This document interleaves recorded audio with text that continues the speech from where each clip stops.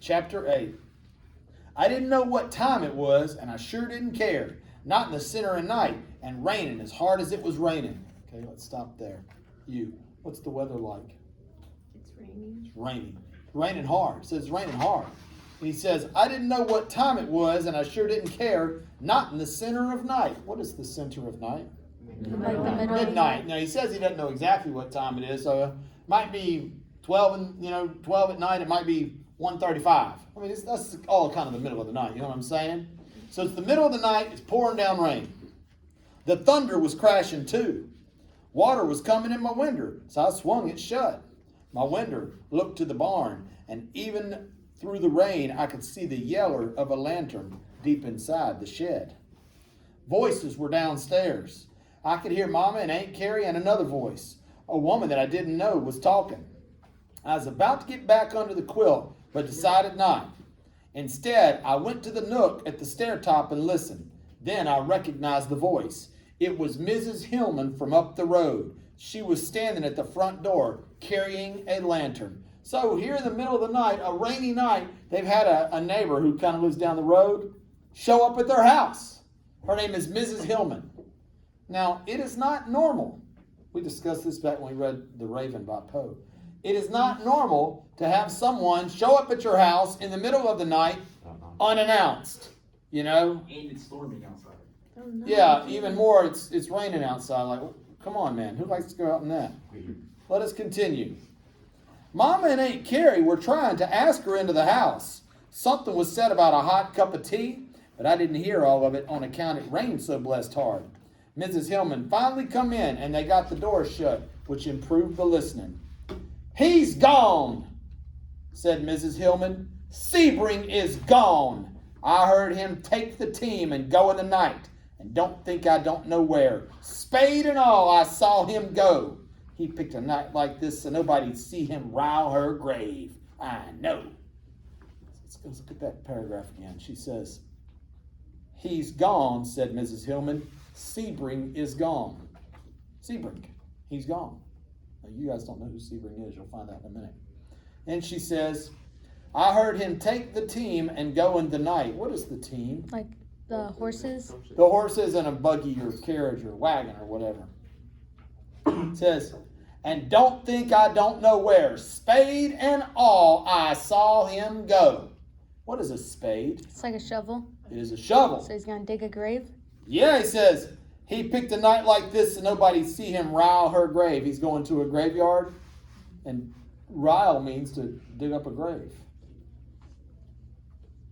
Who do y'all think Sebring is, by the way? Her son? Her son, husband? Let us continue. Again, there was talk of tea, and I could hear cups against saucers somewhere back in the kitchen. This is important. That Letty Phelps, your husband's kin. She hired out to us when I was poorly years back, I know. I could see from out my bedroom glass, see her going to the barn to be with him, and then the trouble, the borning, and the dying. What's that about? He killed her. Sir? He killed her. No? She slept with him and then had a baby and died while she was having a baby. You're close. Oh my God. Actually, we need to listen. He's sort of right.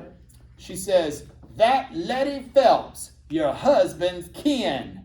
So, Mr. Peck, Haven, he has somebody related to him, probably like a cousin or something, named Letty Phelps. Says, she hired out to us when I was poorly years back. What does that mean? She hired out to us when I was poorly? She worked for them? That's right. We hired her. She worked for us. What's it mean when I was poorly?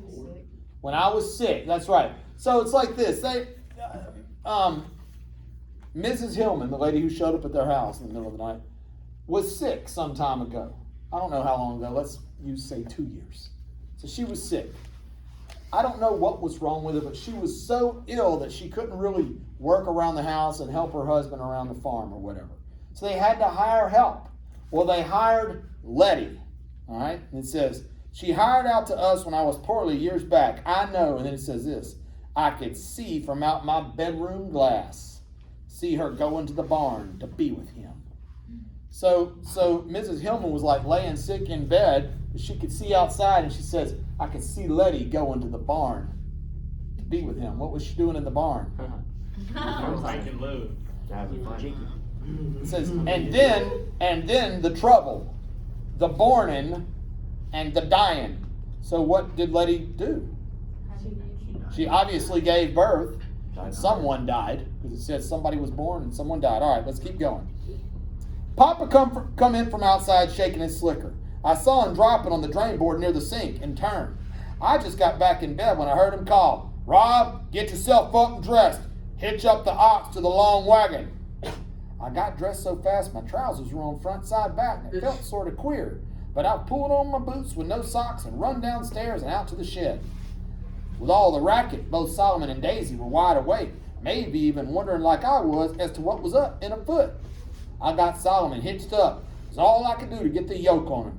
First time I'd ever done it alone. I wanted to just go back to the house to learn what was happening. My stomach felt sort of vacant and I had the shakes. Just as I was about to make a dash for the house through the rain, I saw Papa coming with a bigger lantern and the shotgun. Before I could ask what was astir or where we were going, Papa threw me up on the wagon seat and covered me with an old buffalo robe. He sat close. Hold the lantern, boy! He poked the long wand to Solomon's rump, and the wagon lurched out into the rain and the pitch black. I kept looking through the mist toward our house, wanting to be home in bed. The yellow window got smaller and smaller as I was wondering where we were headed. When it says the yellow window got smaller and smaller, what's it getting smaller? The window light? They're getting farther apart, farther from the house.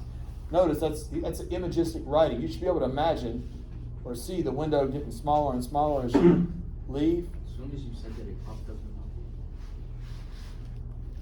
my This. You can have it back at the end of class.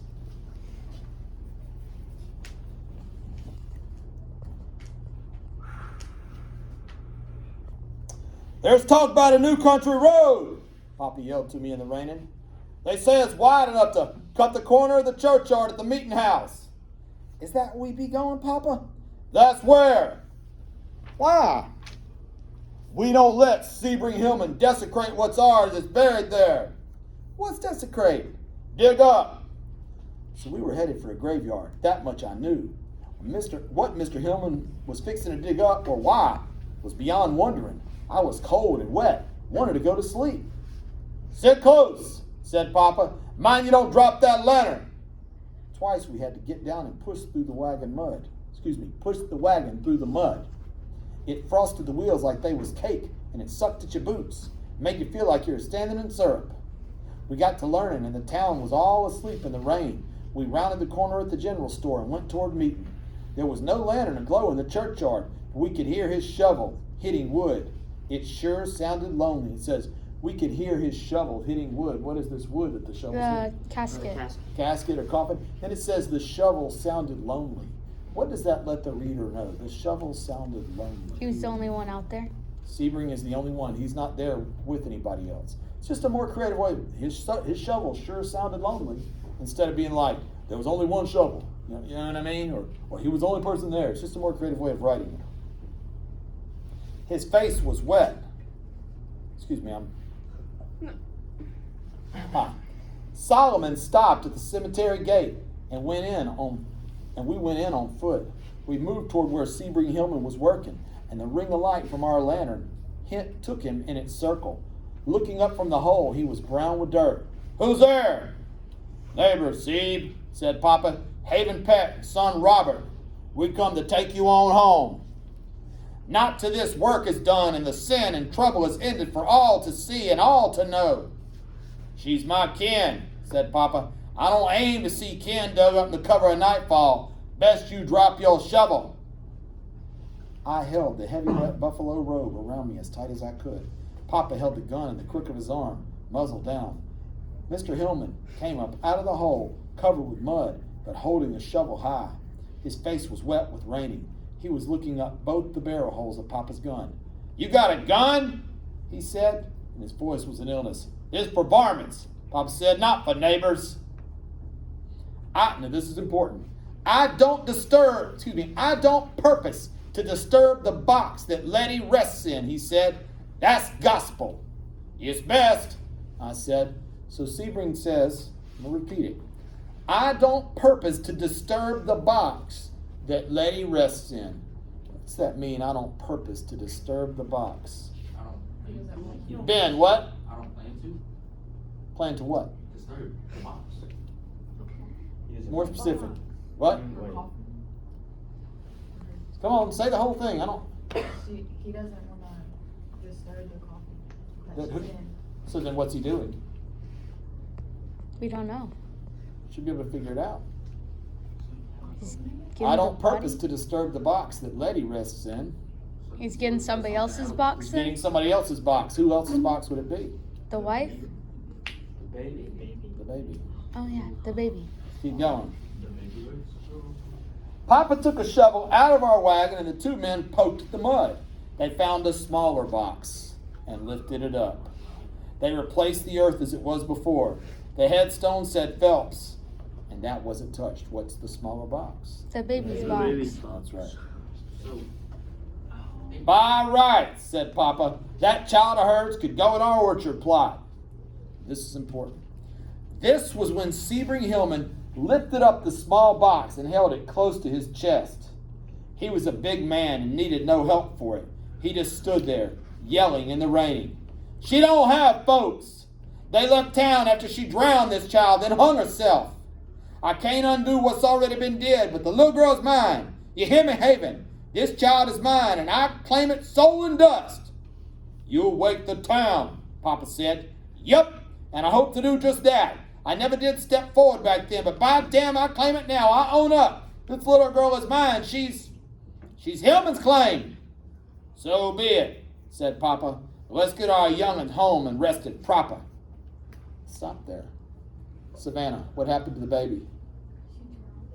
Letty drowned the baby. And what happened to Letty? she hung herself.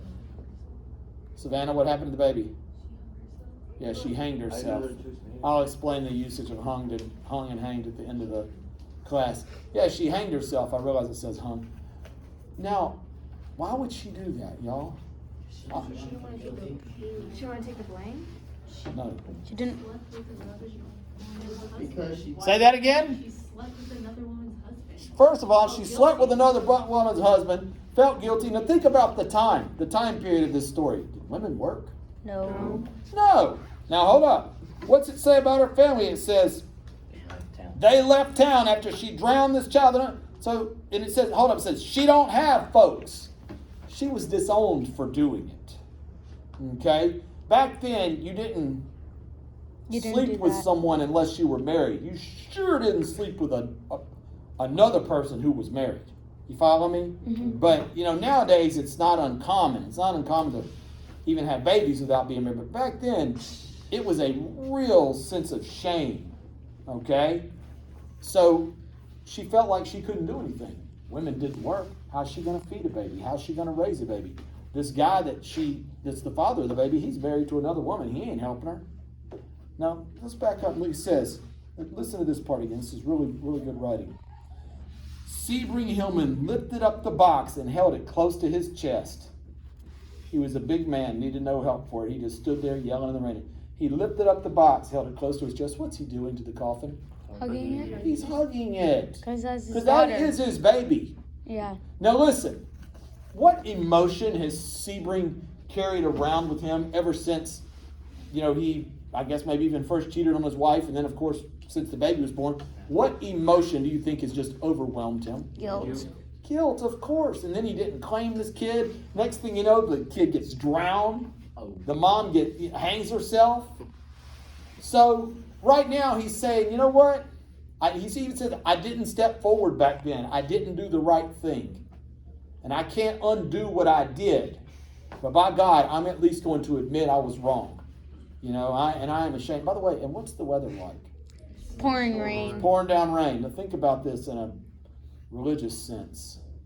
What does the rain falling down on him as he's admitting these wrongdoings? Washing away sin. Washing away his sins. There you go. Good symbolism, huh? Mm-hmm. Really good writing. Let's keep going. I told y'all this is a good chapter. We watched as Mr. Hillman carried the small coffin to where his wagon and team stood hid behind the meeting house. We followed close along so that he'd have light to see. He tied the coffin firm with rope and was about to mount the seat. He was wet through. You don't have a slicker? Papa said, almost like asking. Nope. Tie your team behind our wagon, ride with us, Papa said. We got a slicker and road. I will. We were about halfway home, and I was sitting on the wagon bench between Papa and Mr. Hillman. And next to the two of them, it was warm and dark, and I could smell the wet, musty smell of the buffalo robe. Mr. Hillman held the lantern. Ahead of us, the light showed on Solomon's mighty backside as he moved into the darkness, following the road up from town and back home. Haven, I heard Mr. Hillman speak. Yup. I'm sorry about your cousin Letty and about the digging. Over and done, Pop said. All I want right now is breakfast. And your wife is at our place. May? May's at your place? Then that's how you come to town. That's how. She's a good woman, May. Are we home, Papa? Near. I want breakfast too. So do I, boy, said Stephen Hillman. I want so much breakfast it'll bust britches and crack floors. I never felt so good in a long time. Mr. Hillman? Sure enough. Is that really your little girl in the coffin? It is, Robert. And if it's all right with you and your pa, I'm going to bury her in Hillman land with a Hillman name. I guess that's proper, I said, and sort of went off to sleep. By the time we turned into our own lane and got to the house, the rain had stopped, and it was sun up to the east. When Papa lifted me down from the wagon seat, I opened my eyes. There was a light in the kitchen. Papa said, There's coffee on. That'll be good, said Mr. Hillman. Check this part out. I went to the house with Mr. Hillman while Papa put Solomon in the barn. We went to the kitchen door because of the mud. He took off my boots, and I went inside to the kitchen. Hillman said he was too muddy and wet. Mrs. Hillman was sitting in the kitchen. She looked at her husband, but no word passed. Mama handed Mr. Hillman a mug of hot coffee. Thank you, sister, he said. Let's do that again. Mr. Hillman was sitting in the kitchen. Mrs. Hillman looked at her husband, but no word passed. Kylan, what's Mrs. Hillman, what's her emotion right there? How does she feel about what her husband has done, Kylan? Wouldn't it be sad? Anger? She's mad at him. I would be too. She is freaking mad. She didn't even speak. Okay? She is mad. Oh, She really? looked at that. That's why she didn't want to talk to him. She's so angry she doesn't want to talk. She probably don't want to look at him. Okay? Looked at her husband with no word passed. Now listen, let's think about this. Before this night, she is the only one that knew for sure, well, she and him are the only ones that knew for sure that he had messed around. Other people in the town may have suspected it, you know what I mean? Or may have heard a rumor, but it was never confirmed. But now everybody knows. Her husband, and she's got to be embarrassed. And that's got to make her angry. If somebody embarrasses you enough, it will make you mad. You know what I'm saying? Let's keep going. Mama took a good look at me, yanked me into the pantry, stripped me down to the skin. She rubbed me dry with a flour sack until I thought my hide was coming off. Then she wrapped me in a blanket that she took out of the warming oven over the stove and gave me a big spoonful of hot honey. You look like a potato dug up on a rainy day, Mama said. Going through the kitchen on my way upstairs, I saw Mr. Hillman still standing on the kitchen porch, holding the white mug of coffee in both hands. He drank every drop. He was still wet with mud. Let's go home, May, he said to his wife. They went outside, untied their team, headed up road to home. Behind them rode a baby's coffin. That's the end of our chapter.